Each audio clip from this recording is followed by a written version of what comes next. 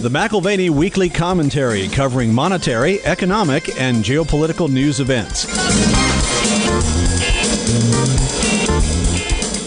Reflect on the hard conclusions you have arrived at by vicariously accepting what you read and watch, which is curated material. Whether it's the newsroom producer or a big tech algorithm, what you feel is a reflection of thinking done for you and a feeling by design. Right and left are both culpable. Now here are Kevin Orrick and David McAlvany.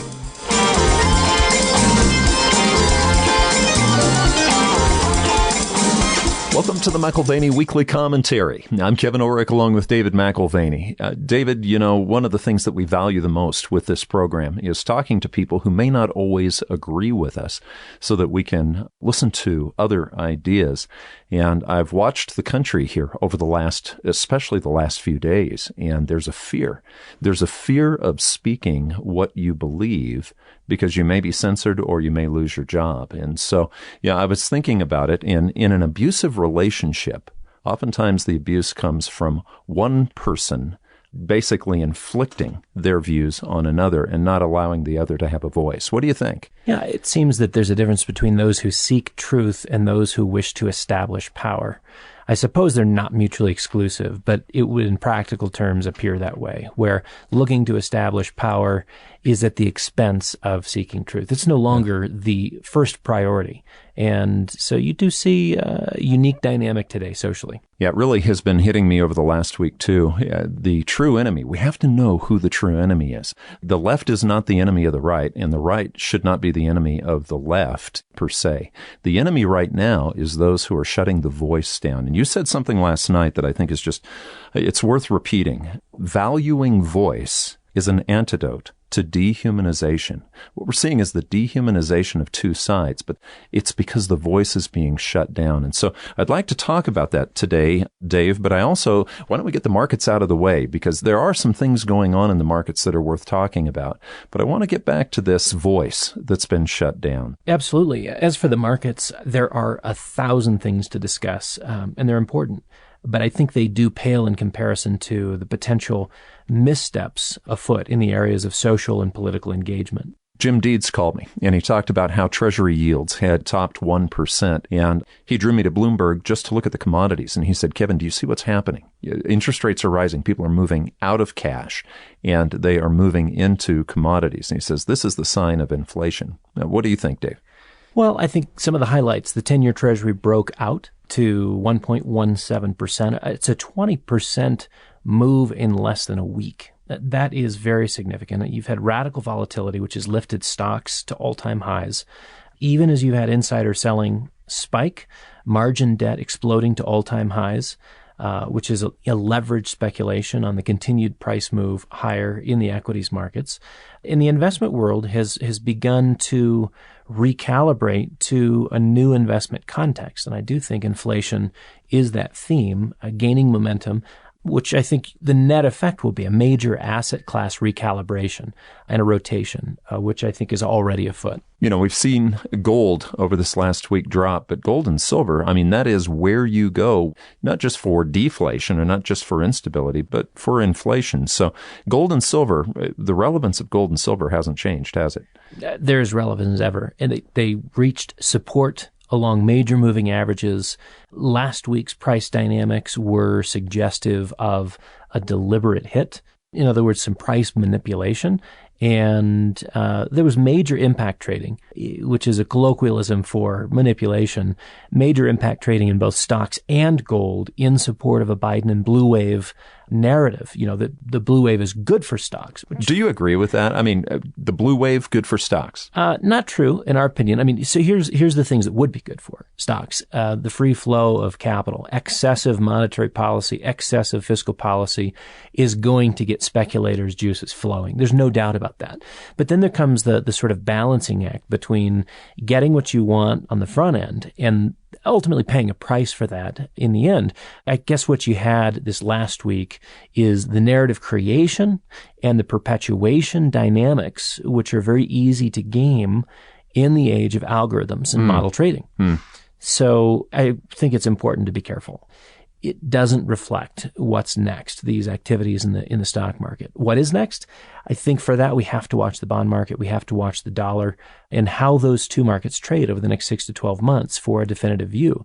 And stocks are going to tell a very different story for quite a while. Stocks fall in line with the trends and messages sent from the fixed income and currency markets, but stock investors are always the last ones to get it. If you had a room full of really smart people, your stock traders are kind of the stupid ones in the mix compared to foreign currency and fixed income traders. I mean, as much as the impact trading was meant to move momentum and an upward trajectory for stocks last week, the most important dynamic was in the Treasury market, highly consequential. And I think what we have to look for is the knock-on effects from an increasing cost of capital, which I think are going to be huge. You have those impacts within the corporate realm and, of course, within every aspect of financing. With as much chaos as we have, it's amazing to me that we still have such a strong risk-on attitude. You know, I've learned through the years talking to clients, I can hear their emotions, and people are worried about the politics. But, you know, when you've got Bitcoin hitting 40,000, you've got the stock market hitting all-time new highs during this kind of disruption, we haven't really seen the emotional shift yet, and I think we probably will. You know, 2008, we experienced an emotional shift where people, instead of worrying about how much money they're going to make on their money, they started worrying about their return of principal, you know, the old Will Rogers thing. One of the more important articles that I looked at this last week was the Wall Street Journal. It's Sheila Bair and Lawrence Goodman.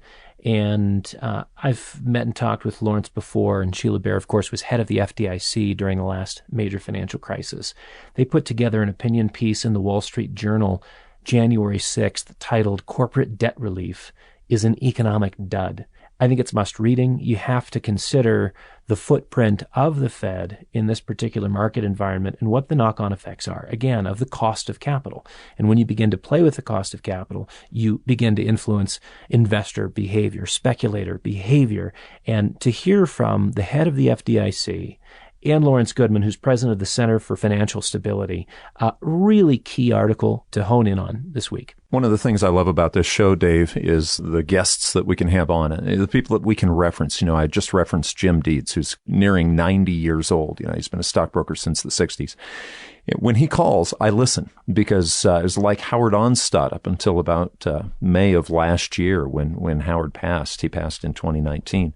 But he was a mentor of mine. It's good to listen to the older men. The problem is most of these guys don't live to be 100, 110, 120. And so you've often turned me on to books of people who are no longer with us, but really feel like they should be a guest here on the weekly commentary. You know, like Jacques Rueff. I still feel like I've had a conversation with Jacques Rueff, you know, from the 1960s. And, you know, reading old speeches, you had mentioned to me last night that you've been reading old speeches.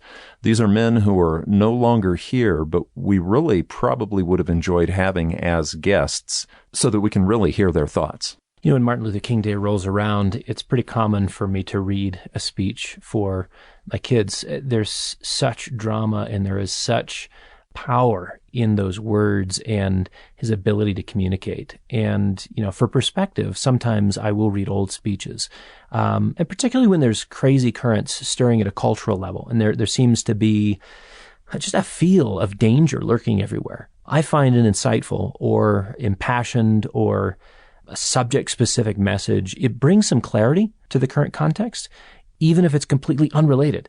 And this weekend, I reread Malcolm X's speech, The Ballot or the Bullet, delivered in 1964 at a Christian church in Cleveland. That wasn't necessarily to bring about peace, was it? I mean, he had a very, very pessimistic view of the basically avoidance of violence. Well, what Malcolm X assumed is that no revolution had ever been bloodless, and that if ballot initiatives were blocked, then black nationalists would need to take up arms.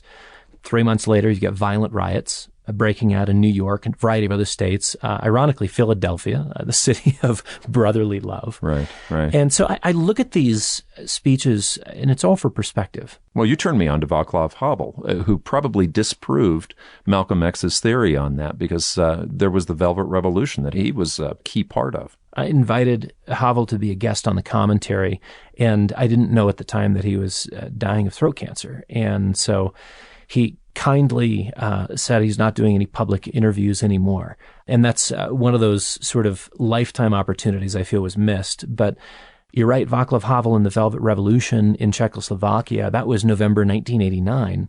So for the historical record, we can see that positive change can occur nonviolently. And I think if Malcolm X could, if he couldn't find a precedent for nonviolent revolution, it's because he either didn't look far enough back. You see sort of almost a first century revolutionary dynamic within Christianity and within the Roman state, or maybe he didn't maintain enough of an imagination to anticipate the crumbling of communism in Eastern Europe, because the Velvet Revolution certainly was nonviolent. In that case, you had one-party rule, which came to an end after 41 years. And, stepping into power was Havel, a playwright, an artist. And he was central to the dialogue that caused a huge popular and nonviolent uprising. That's, again, the name Velvet suggests that. It was peaceful, it was thoughtful, even as it was impassioned. And Havel became the first democratically elected president in that post-communist period. So you could recall our conversation with Tomáš Sedlacek. Tomáš was Havel's chief economic advisor, and he was a polymath, still is. But at the age of 23, the polymath is advising a playwright. He's one of my favorite guests that we've ever had on, the economics of good and evil. Just before you go on, Václav Havel being a playwright, it's interesting when you bring an artist in who's a thinker. I've mentioned on the commentary over the last few weeks, I've just been studying parable, narrative and parable, and the truth that can only be conveyed through narrative or story. And it's interesting when you look at a Václav Havel, he wasn't just throwing issues out to make people mad. He literally was trying to bring forth a narrative of change, and it would be a narrative also of human dignity and rights. Yeah, he was not an artist merely as an iconoclast, but also someone who cared about elevating, discovering, and seeing truth lived in a societal context. So it's challenging to think of today and how the current structures of information flow and intellectual bias would deal with the likes of a Tomáš Sedlacek or a Václav Havel. Do you think they would agree with what's going on right now with Facebook and Twitter and all these guys sort of directing at YouTube, Amazon, Apple, directing the narrative the way they would like to see it come out? I would guess that the informational monopoly that exists today, and again, just sort of reflecting on the nature of power, it's a technocracy, not where you've got bureaucrats, highly trained and skilled, but literally Silicon Valley types. And I'm just not sure that social media outlets would have even allowed for their voices to be heard. The marriage of political power and corporate dominance, expressed through informational monopoly, I think what it would have done is filter and eliminate the message, because what Havel brought to the fore challenged the status quo. And today you can see media and social media uniting to define what is allowable discourse. And so to me, maintaining a voice in the venues that are presently offered, it's becoming more and more a question of what is the dance? The dance requires a degree of compliance, of uniformity, that it's ironic to me that, this summer when you've got cities ablaze and people are talking about starting a national conversation, that again, this compliance and uniformity, if you really wanted a national conversation, that uniformity and compliance makes a mockery of that suggestion. It reminds me of Animal Farm. There are some animals more equal than others, apparently. All animals are equal, but there are some more equal than others. I'm going to repeat that quote from last night because it's so powerful, because there is this dehumanization going on right now. Valuing voice is an antidote to dehumanization. Well, I remember sitting with my eldest son outside the Harry S. Truman Presidential Library in Independence, Missouri, the first presidential library built. Congress enacted, I forget what the name of it was, 1955. But I was there a number of years ago, and just explaining that the road to the Oval Office was not always through the halls of established political power, at least not a straight line anyways. Prior to Truman's Senate win in 1934, he had been a very unsuccessful investor in a variety of commodity investments, and then a business entrepreneur. And I think he failed at that, didn't he? And you might say, well, it wasn't so much his business acumen or lack thereof. He lost the haberdashery, a men's clothing store, fine clothing store, in the, quote, forgotten depression of 1921, as Jim Grant describes it. But circumstances were tough. And I think what we saw in the aftermath of sort of false start after false start was that this was a man who was not to be deterred. Like Churchill, he says it's not how many times you get knocked over, it's how many times you get up. And I mention him because of a famous quote that seems to rest solidly on my greatest frustration this week. He said, when even one American who's done nothing wrong is forced by fear to shut his mind and close his mouth, then all Americans are in peril. There's no doubt missteps, both political and social, inappropriate behaviors that were taken this last week in Washington, D.C. And I don't know that we have all the facts as of yet, but it would appear to me that there is that sense in which it's time to close the mind and close the mouth. And there is a sense in which peril, I feel it. We're not on the eve of national reconciliation or peace, nowhere close to it. Right. We are in a more dangerous place as of this weekend than we were the middle of last week. Do you remember the book that you turned me on to, Exit, Voice, and Loyalty?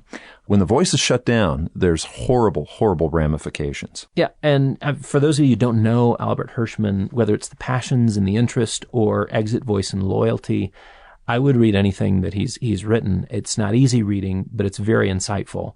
And I think the silencing of opposition, whether it's through shaming or intimidation or doxing, it rejects the lessons of Albert Hirschman's first and foremost in the title, Voice, because voice is a means of managing problems and pressures as they emerge within a system. So his classic work, you've got to read it, Exit, Voice, and Loyalty. It highlights how organizations, any kind of organization, whether it's a company or a family or a country, can influence outcomes with an understanding of social dynamics that carry people through maintaining or rejecting loyalty. And again, this can be brand loyalty, it can be family loyalty, it can be political affiliation. It applies to virtually any organization. But exiting an existing construct altogether, or as he powerfully argues, finding a degree of satisfaction in contentment in having a voice, even if the social construct is not going to comply or transform or be precisely what is desired, voices like that release valve on a pressure cooker. We have the train here in Durango we often use as an example, and it's a steam engine. And when that steam builds up to a point where it has to be released, you can hear it. They release that steam, and it is really an excellent metaphor, I guess, of what you're talking about. I can tell you right now, Dave, there are a lot of people out there that I don't agree with. But I would never want to still their voice purposely and mute them purposely to where they can't express what they believe. Yeah, I think the greatest risk of deteriorating social cohesion and escalation of tensions since last week's Electoral College confirmation, it comes from the imposition of silence. Yeah. You go back to Hirschman's commentary on voice, and that's what's critical. Without it, I fear we are at the Rubicon. So, allowing for dialogue and debate and the expression of different opinions, that's been out of favor in academic circles for more than a generation. And that's ironic, right? Allowing for dialogue and debate, the expression of different opinions in both the media and social media seems to be going the way of the ivory tower. It seems like we have more suppression the more we are able to communicate with each other. A couple of things that I've been enjoying reading and are just helpful in terms of sort of processing the context that we have put ourselves into, not this week, this month, this year, but over the last decade or more. Cynical Theories is a book worth reading. Cynical Theories. And while you're ordering it, please order from your local bookstore. Get a copy of Qasim Qassam's Vices of the Mind and Tim Grossklose's Turn Left. Both of these came from Justin McBrair's bibliography. You might recall our conversation on fake news with Justin in November. Boy, was that timed well, huh? Appropriately timed, I think. Trump's comments have never been timely. Trump's comments have never been genteel. They've never been decorous.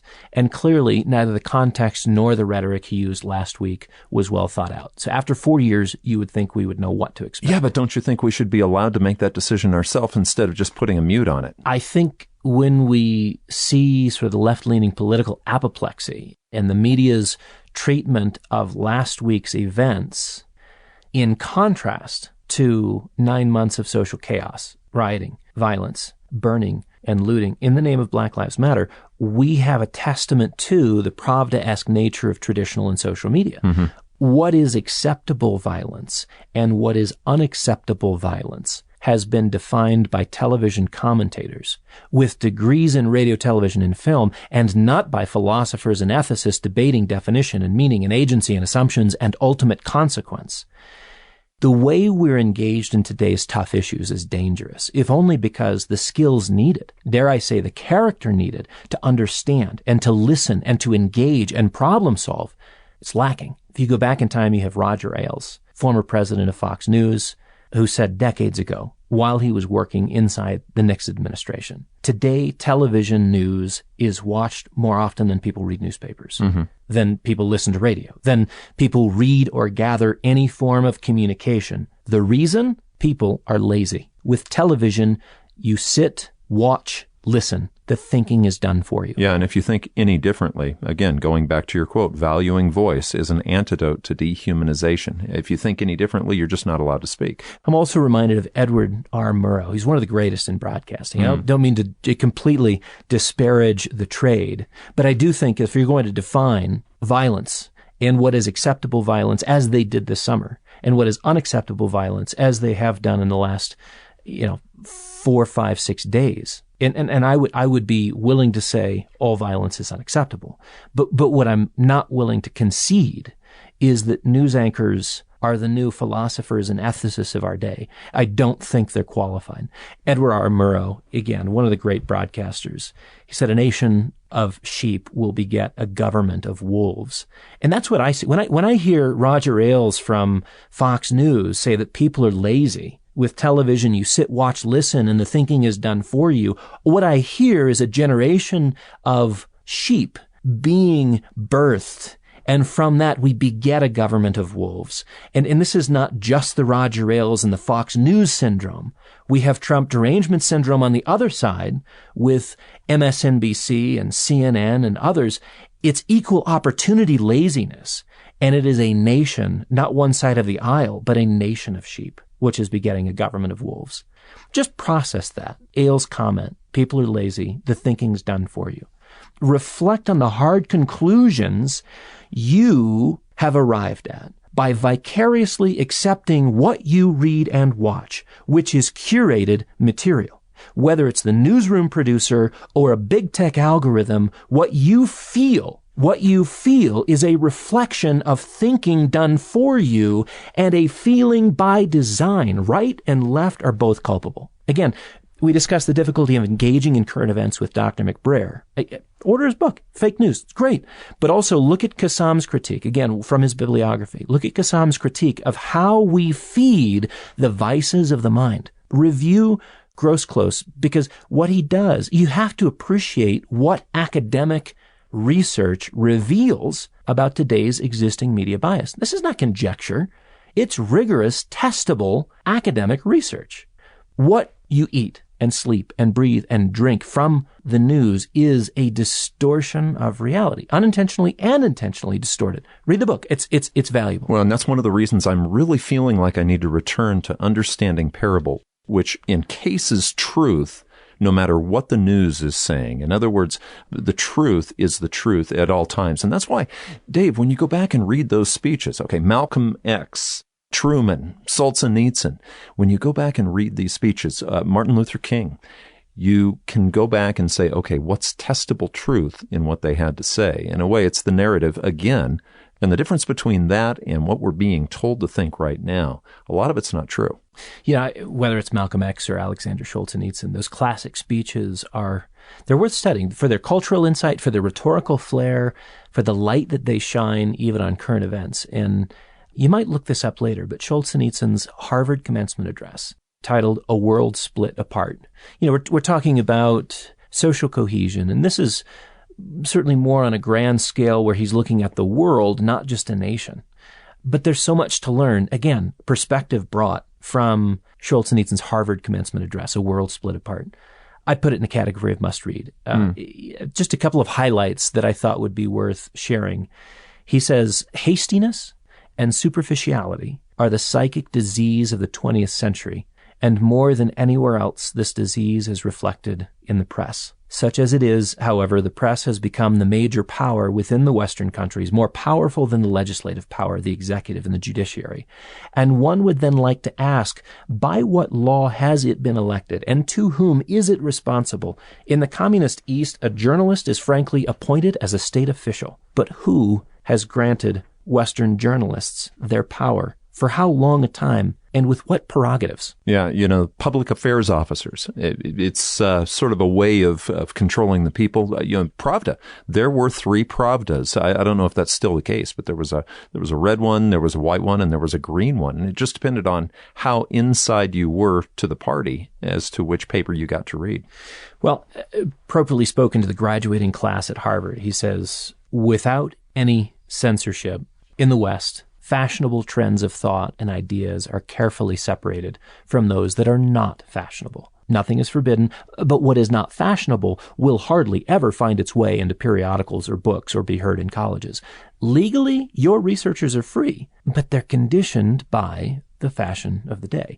There is no open violence such as in the East. However, a selection dictated by fashion and the need to match mass standards frequently prevent independent-minded people giving their contribution to public life. And how he concludes, I think, is very appropriate. If the world has not come to its end, and I would agree with him, I don't think it has. If the world has not come to its end, it has approached a major turn in history, equal in importance to the turn from the Middle Ages to the Renaissance. It will exact from us a spiritual upsurge. We will have to rise to a new height of vision, to a new level of life where our physical nature will not be cursed, as in the Middle Ages, but even more importantly, our spiritual being will not be trampled upon, as in the modern era. This ascension will be similar to climbing onto the next anthropologic stage. No one on earth has any other way left but upward. Wouldn't he be a great guest? I mean, wouldn't you have loved to have had Solzhenitsyn on the show? I think he died the year that we started the commentary, which those kinds of coincidences, they sadden me because I would have loved to have a conversation with him. There are people that we will know only in word, only from their speeches, but I would have enjoyed knowing personally. So why am I inspired and instructed by a diverse mix of dead men? Right. One's white, one's black, one's Muslim, one's Christian, one is from Russia, and one is from Omaha, Nebraska.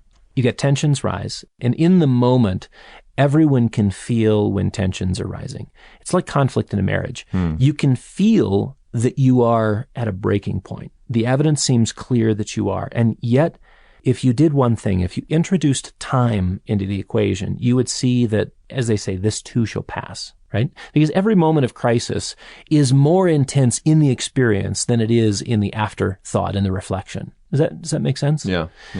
We often make mistakes when we're making choices from an impassioned place. And I think the intensity of the moment and what we're feeling culturally last week to this, the intensity of the moment and the clarity of thinking at that time actually turns out to be delusional, swayed by emotion, or again, as Kassam would describe them, the intellectual or epistemic vices.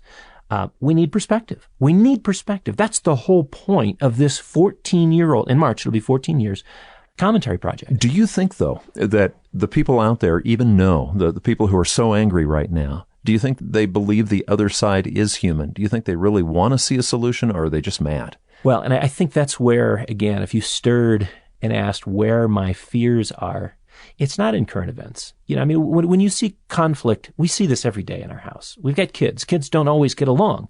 And you can, with parental perspective, say that today's relational crisis is really not a defining aspect of family life. And it's not going to be the ultimate, it doesn't give us ultimate bearing on where we're going from here. Is it always the issue, or is it, at times, there's ad hominem attacks even within a family? I think we are no longer at risk of genuinely misunderstanding each other. I think we are rather with prejudiced eyes and with prejudiced ears no longer caring to even listen. That's a scary place to be. And so this goes back to the issue that we started with, the establishment of power versus the seeking of truth. And they're not mutually exclusive, but one can be at risk when the other's in play. And the establishment of power, domination, is something that I think is making the truth something very secondary. Do you think the media is actually trying to move us toward violence versus peace? Is their goal a peaceful resolution? I think there is a peaceful resolution, but I think media in all its shapes and forms, social and otherwise, right and left, are conducting us towards violence and not away from it. And that scares me. It appalls me. What inspires me is, again, reflecting, gaining perspective, in asking, is there, and I know the answer, but is there a better way forward? Well, culture alone, is held together by the rule of law. Now, that's another discussion for another day. But also culture is considering the other person who may not agree with you human. Yeah, the ad hominem attack, that's the first step to rhetorical dehumanization. And then after that dehumanization comes the real tragedy. Because once dehumanized, right and left are capable of any form of atrocity. Valuing voice is an antidote to dehumanization. Valuing voice reaffirms the dignity of each individual regardless of whether you agree with them. Then comes the hard work of sorting out the contribution of a particular voice. Now we can talk about fake news versus factual news, reasonable opinion versus absurd opinion, falsity versus truth. I don't want to limit voice, but there is a sorting process, a weighing process in the search for truth. And this is where not all opinions and voices equally correspond to reality. Dave, I remember in 1982, I was 19 years old and engaged to be married. It was an interesting time in my life, very exciting time in my life. But there was this huge monopoly for communications called Bell, and it was broken up by the government for the sake of the American public. Now we've got Facebook, we've got Amazon, we've got Apple, we've got Twitter, we've got these platforms where people are communicating, but these platforms are using monopoly at this point to bring forth their own and their only, their very narrow narrative. I just wonder if we are not careful. We need to understand the enemy isn't each other. Okay, the left, the right, what have you. Our enemy right now is monopoly. Well, life is complex, and the markets are complex, and a worldview, although it's nice to organize things neatly according to sort of prepackaged categories, almost like you're going through a college syllabus. There's a lot of messiness and a lot of detail and a lot of nuance that needs to be appreciated. You know that I'm a free market-oriented guy. But I also think that there are complications that come with a 100% free market approach. You and I have discussed that. Yeah, you've got to find a way to fight monopoly because it's a natural clumping event in a free market economy. Yeah, it is self-interest on display, and we recognize the power of self-interest for the good as well as for evil. And I think this is where if you appreciate an ethical or moral spectrum, you can see that anything that can be used for good can also be used for evil. And I think there seems to be confusion around, this last week, people being cut off from social media platforms. Mm-hmm. It should be clear that a private-run enterprise has the right to operate as it sees fit. That is entirely appropriate. And individuals, in turn, have the right to engage that private enterprise for services or goods or not. That's a market dynamic.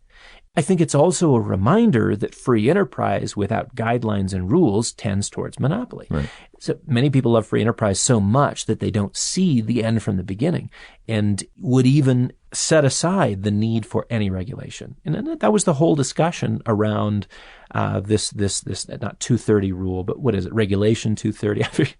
I notice that all of this has happened since Georgia. And there will be no implication, it would appear. There's big tech operating with seeming impunity in a world where legislators are not going to go after them. And that risk existed until the middle of last week. And you said, monopoly. Monopoly brings and comes with power. In this case, it rivals political power. And that's what was suggested by Alexander Schultz and Eatson's comments about media as well. It's an unelected power And in this case, today we see it being addressed in Europe, particularly with your big tech companies being scrutinized by Europe. Well, you were wondering about this years ago. Nazli Shokri, Exactly. when we had her on, it was like, who controls the internet when things go awry? Yeah, this is not me poking anybody in the eye, but we discussed the control of the internet by private or government entities, and even looked at sort of what it means to have this issue of transnational power, transnational communication, transnational influence. Who controls the internet? Mm-hmm. Who controls it? Yeah. Is it a commercial question tied to an investment theme? Maybe, but that's not the most important thing as far as I'm concerned. You've got a question of informational freedom. You've got a question of individual autonomy. You've got a question tied to, frankly, one of the core values of this podcast. Can we maintain a free exchange of ideas in pursuit of the truth? We assume that the pursuit of truth is additive, that it's cumulative, that it's an evolutionary process that requires ongoing engagement, reflection, and analysis. And it shouldn't be dangerous. No, it has to include dialogue with a variety of perspectives. That's what's necessary to the discovery and elevation of truth. We don't claim to be the fountain or source of it. It's like looking through a spyglass. If you've got a pair of binoculars, you're looking for it in all of its forms, in every landscape, constantly. Remember when Pilate looked at Jesus and he said, "What is truth?" Not knowing what he was actually looking at. Truth is important, but humanization, going back to what you said, if you mute the voice, you dehumanize the person. I'm just changing your quote, but that's the truth. Yeah, and I think valuing and dignifying another person, that includes investing time and attention in their point of view. It's not an immediate write-off. Valuing and dignifying another person, regardless of agreement or disagreement, it's like the modified golden rule. Do to others what you wish them to do to you. So you're extending kindness. There's a generosity of spirit in terms of giving someone the benefit of the doubt as you listen and attempt to learn. There's patience, there's attention, there's consideration, there's an accounting for personal prejudice and assumptions which might preclude your own ability to actively listen and to appreciate the value of a view that someone else holds to be critical. Not to mute them. And note that the media trend is more reflective of the academic trend of the last 20 plus years. To silence. Shame, insult, humiliate, discredit, begin with a personal or character assassination, and it's usually not necessary from that point forward to engage a topic or an issue with intellectual rigor. Why would you need to if you're talking about the establishment of power versus the search for truth? And it's just ironic that that is the most common classroom tactic in the ivory tower. Again, shame, insult, humiliate, discredit, the character assassination. Well, you're just one of these or those. But when these things occur, guess what happens? If you start to strip the voice of any dignity, social tensions increase. Mm-hmm. Silencing is not a solution for social ills or disagreements. Go back to Hirschman's exit voice and loyalty. Dysfunction, if you want to think of it in relational terms, when suppressing this sort of something that's not healthy in a relationship, you can suppress it and suppress it and suppress it. And it comes out in other ways, not always predictably. Over the weekend, I had this conversation with a friend of mine, and she said, what you're describing is a woman too large to fit in a corset. It's just going to pop out somewhere else. I thought, okay, so you don't want to be a stuffer was the moral of the story. Let voice be a part of a healthy relational dynamic. Dave, that's why I value the listeners. We talked on the question and answer programs over the last couple of weeks how much we value the insights of the listeners and the things that they had to say through their questions. So I would just encourage our listeners to keep listening. We would like to also encourage a free speech and free market of speech. There'll be no muting. We appreciate that you can say things that are inappropriate and you can say things that are reckless. And we've certainly gotten used to that over the last 4 years. If I were to contrast Reagan's rhetorical skill with that of Sir Donald, it's just, there's no comparison. There's no comparison. But I think the idea that somehow we allow for a voice to fade or to be silenced, we lose so much in a democracy if we lose the ability to speak our minds, to engage in dialogue, and to continue to learn, because there is so much that we just don't know. You've been listening to the McAlvany Weekly Commentary. I'm Kevin Orrick along with David McAlvany. You can find us at McAlvany.com, McAlvany.com, and you can call us at 800-525-9556. This has been the McAlvany Weekly Commentary. The views expressed should not be considered to be a solicitation or a recommendation for your investment portfolio. You should consult a professional financial advisor to assess your suitability for risk and investment. Join us again next week for a new edition of the McAlvany Weekly Commentary.